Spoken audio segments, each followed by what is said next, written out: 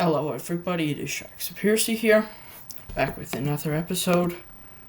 I never recorded in a while, but I am back, enjoying the summer.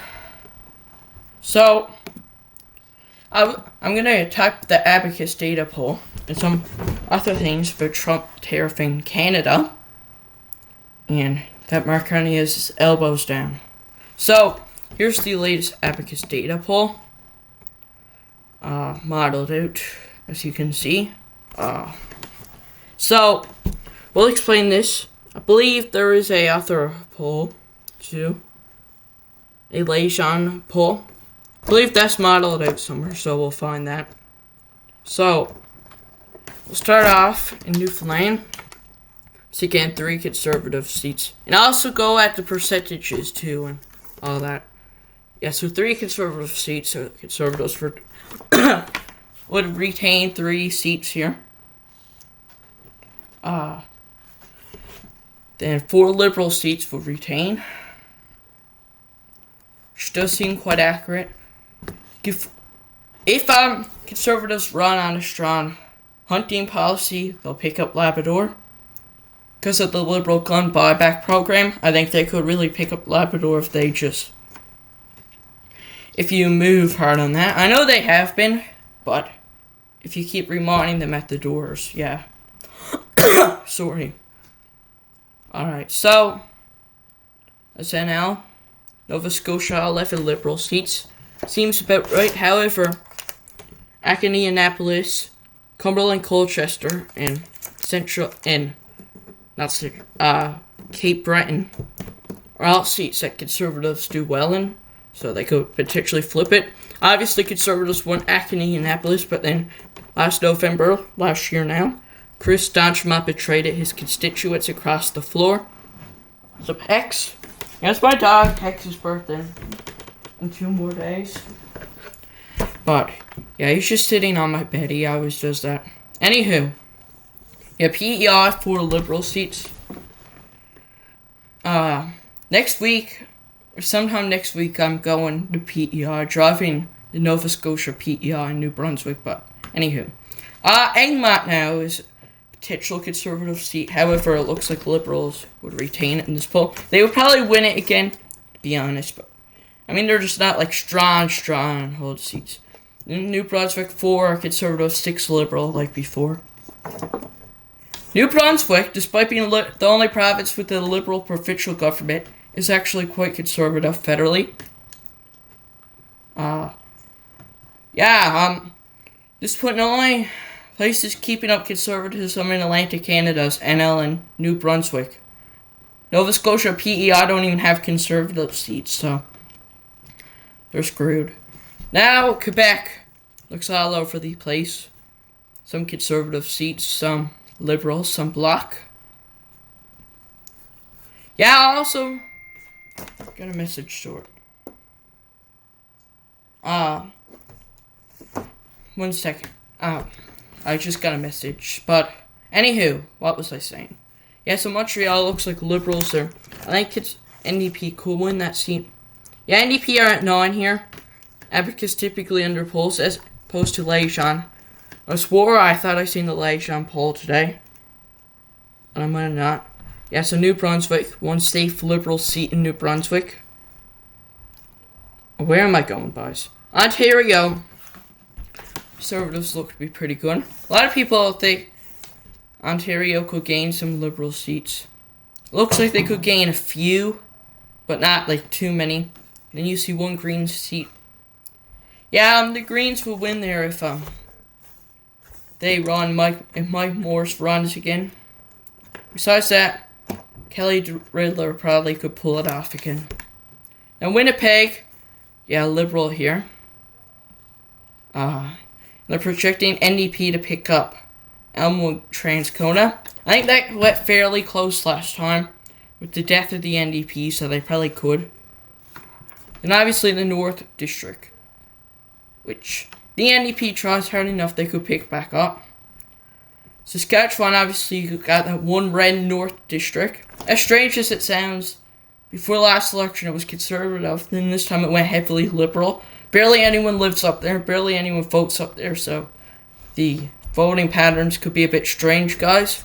But, where are we? In Saskatchewan and Regina, all Conservative. Now, Alberta, 3 Liberals for Calgary, so that would be Calgary Sitter and, Calgary, McKnight, or something. Calgary Confederation as a whole, which realistically, Liberals will probably pick up those 2. If I'm going to be realistic. Try not to lie. Edmonton Strathcona will go NDP again. Although Edmonton, I forget the other Edmonton seat. The NDP leading. Yeah, NDP lost it last time.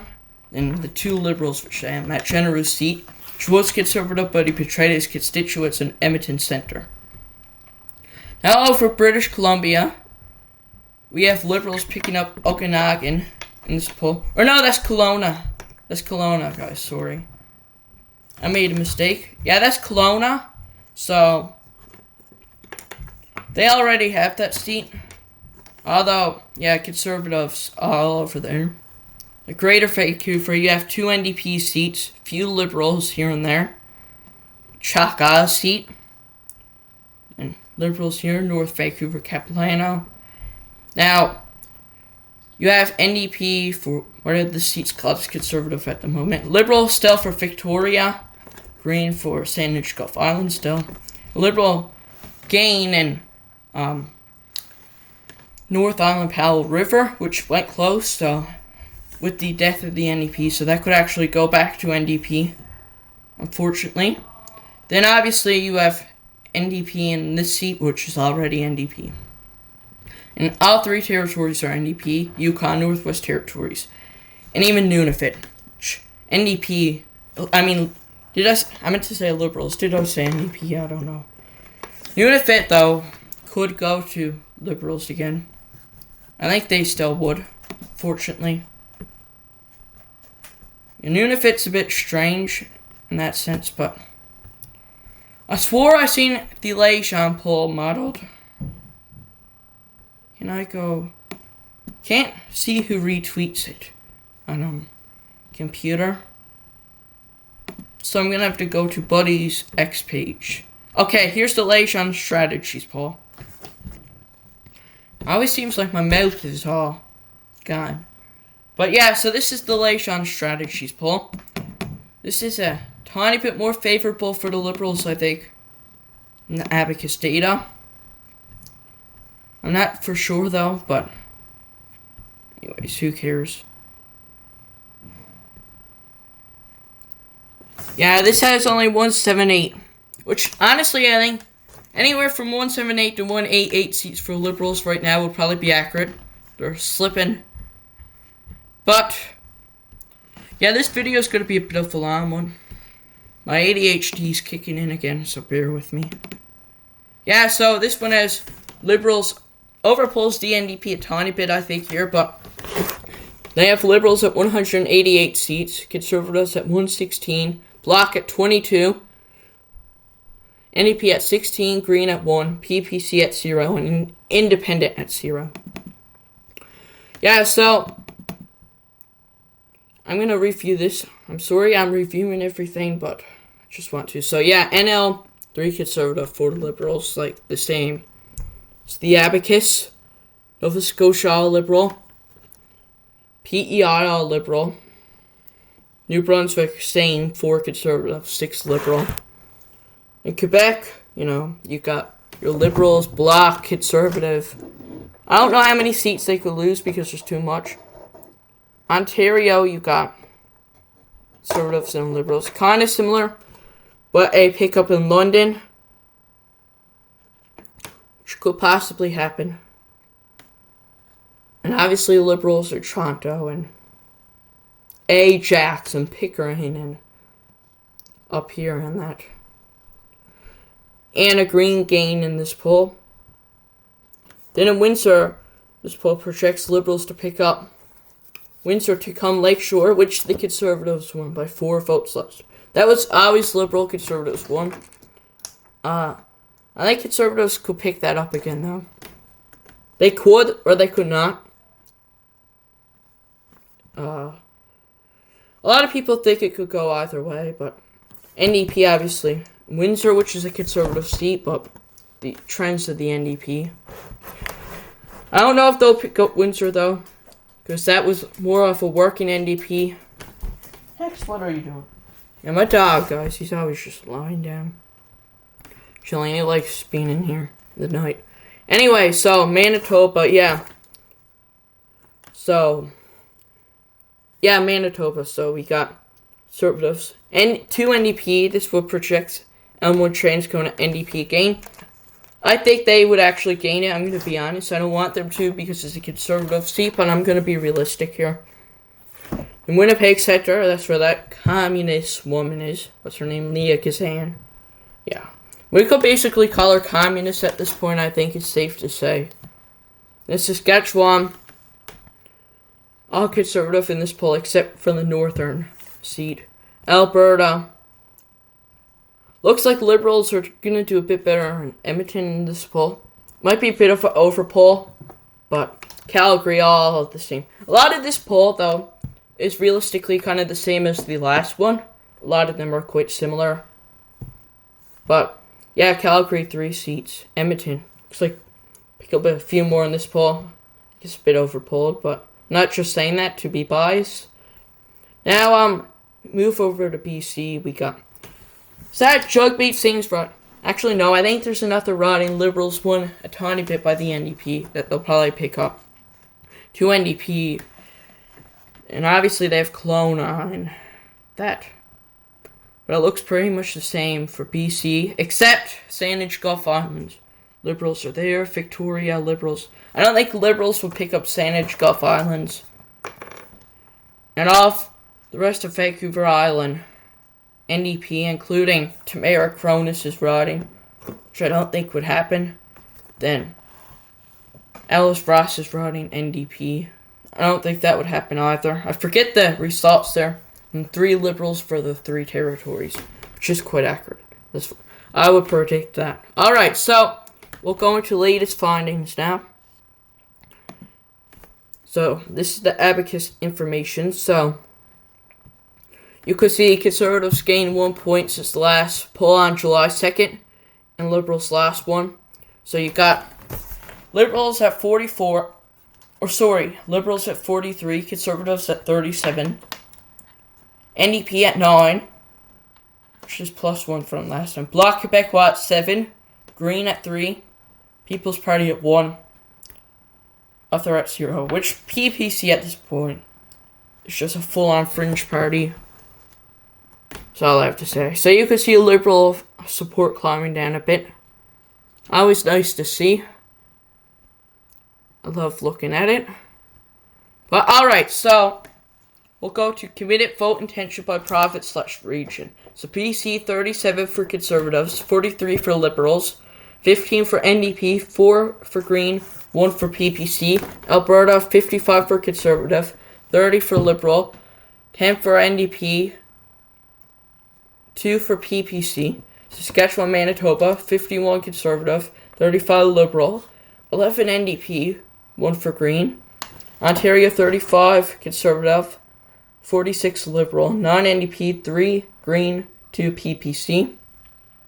Quebec, 21 for Conservative, 43 for Liberal, 3 for NDP, which is very good. Not Jack Layton Thomas for sure. 3 for Green, 30 for Bloc. In Atlantic Canada, 35 for Conservative, 52 for Liberal, 11 for NDP, and 1 for Green, roughly. Most of the Conservative support coming from, in Atlantic Canada, coming from rural NL, rural New Brunswick. Now let's go to federal vote intention by age. 18 to 29, you have 37 Conservative, 38 Liberal. So pretty much neck and neck. 15 NDP, which is no surprise. 6 Green, 3 Bloc Québécois. 30 to 44, you got 40 for Conservative, 38 for Liberal, 12 for NDP, 3 for Green, 5 for Bloc Québécois, and 2 for PPC. 45 to 59, you got 39 for Conservative, 40 for Liberal, so pretty well neck and neck. Well, all of them are pretty much neck and neck except for seniors. Alright, 45 to 59, 39 for Conservative, 40 for Liberal, 40% for Liberal, 7 for NDP, 2% for Green, 10% for Black, 1% for PPC, 60 and over, 32% for Conservative, 52 for Liberal. So it looks like the seniors are Conservative again, which is good compared to last time. It seems, I mean, a lot of polls where people come up saying, "Oh my, look at the Liberal lead for seniors." I mean, they're Ecos polls too. She's probably the worst pollster of all time. 5 for NDP. Let's get back to it. 5% for NDP, 1% for Green, 8% for Black, no surprise, 2% for PPC. Yeah, so you could see government approval has softened slightly. Yeah, so Carney's approval is still unfortunately 52% to 32% disapproval, so net plus 20. However, don't look like his parties do too well, but, once again though, guys, like, Carney's kinda new, fairly new, so no one's gonna really hate on him too much compared to other people, and also appears in the media more, like the mainstream media likes to attack him more. But anywho, so party leader impressions. So Carney 50% positive, 17% neutral, 31% negative. Don't know enough to say 2%. Net impression plus 19. Polyev 37% positive, 15% neutral, 44% negative, 3% not enough to say, minus 7. We're still better than Avi. Avi Lewis 60% positive, 33% neutral, 27% negative. Don't know 24%. So there's still a lot that don't know. And his approval's minus 11. So you can see this, but I read that out. Now the 3 issues are the right priorities, so I'll read out the priorities. The rising cost of living at 64%, the economy at 37%. So rising cost of living is big time up there. Healthcare 34%, housing affordability and accessibility 32%. Donald Trump and his administration 31%, immigration 23%, crime and public safety 17%, job security and unemployment 60%, climate change in the environment 15%, inequity and poverty 14%, the rise of artificial intelligence 7%, the threat posed by China and Russia 5%, indigenous reconciliation 3%. Yeah, so obviously the rise in the cost of living is up there. So here's the best party to take on each issue. So a lot of the advantages go to the CPC, but stuff like healthcare or Trump go to the liberals. Anyways, now this was, I believe, conducted before like the Gordie Howe Bridge and that too, but sorry, I can't speak, I'm getting thirsty. So healthcare, 37% of people trust the liberals, 22% trust the conservatives, 60+ trust the NDP because of the healthcare spending and hating private options. 2% for the Greens, 1% for the PPC, and 19% for unsure. The rising cost of living, you have 30% for Liberal, 36% for Conservatives, no shock. 10% for the NDP, 1% for Greens, 2% for PPC, and 18% for unsure. So if that's the biggest issue, that's good for the Conservatives running. Maybe like maybe some other tax cuts too would do it as well, I would say. Which I would say they'll probably propose, but anyways. Out of state affordability and accessibility, you have 29% for liberals, 31% for conservatives. So conservatives win this again. 60% for NDP, 2 for green, 2 for PPC, and 18 for onshore.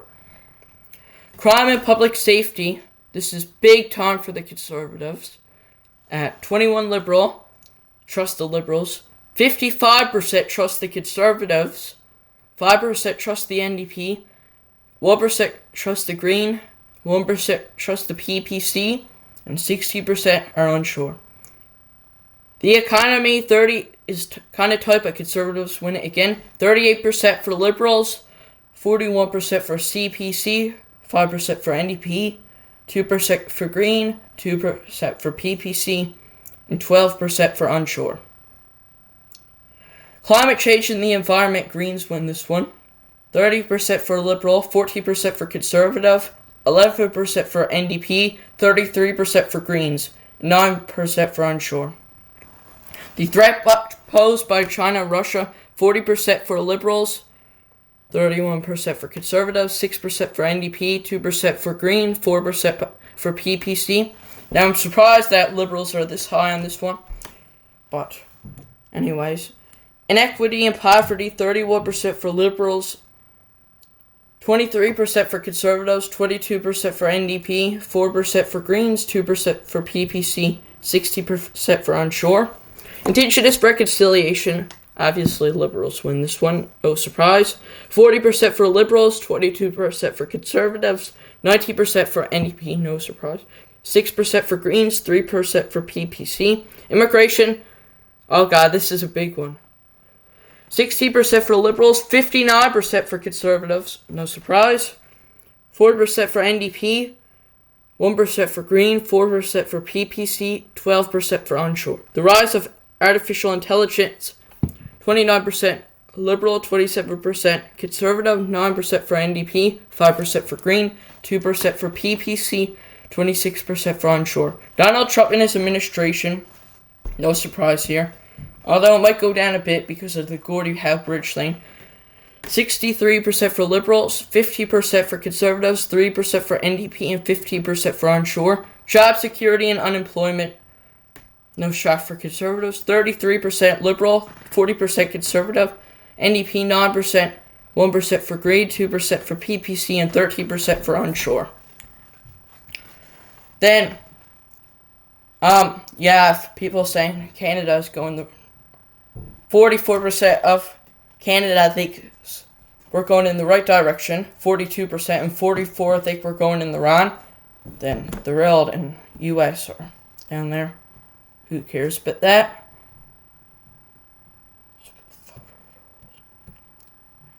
Anyways, so Trump announced 50% tariffs, so Carney's having his elbows down again. I'm gonna have to go to the CBC article because that isn't letting me. So, US President Donald Trump is moving to oppose 50% on a wide range of Canadian exports, a dramatic ramping up of his trade war against his northern neighbor. The 50% rate is being imposed in response to what a senior administration official described as Canada's retaliation against U.S. trade policy and its discrimination against U.S. motor vehicles, dairy, and alcohol. Yeah, so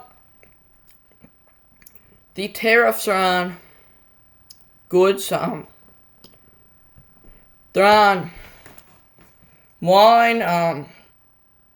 Auto parts are absent from the tariff list. Where does it say which tariffs? I forget. Oh, here, there. Are they here? I don't know. Guys,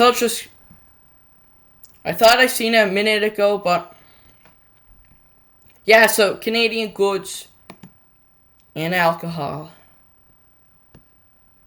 Essentially, does it say? Not sure about everything it has. The tariffs are expected to come in effect in next month, on August 29th, or 19th, sorry.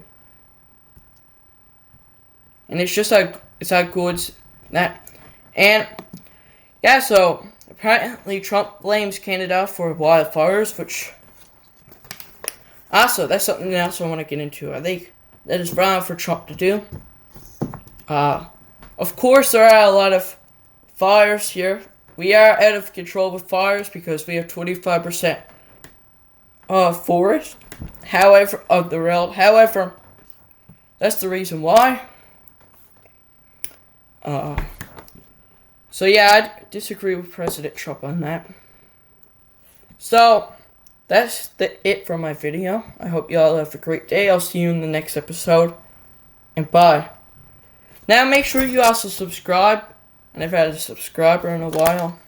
So, yeah. Thank you for watching this episode. I'll see you in the next episode. And let's get to 100 subs soon. Alright, bye.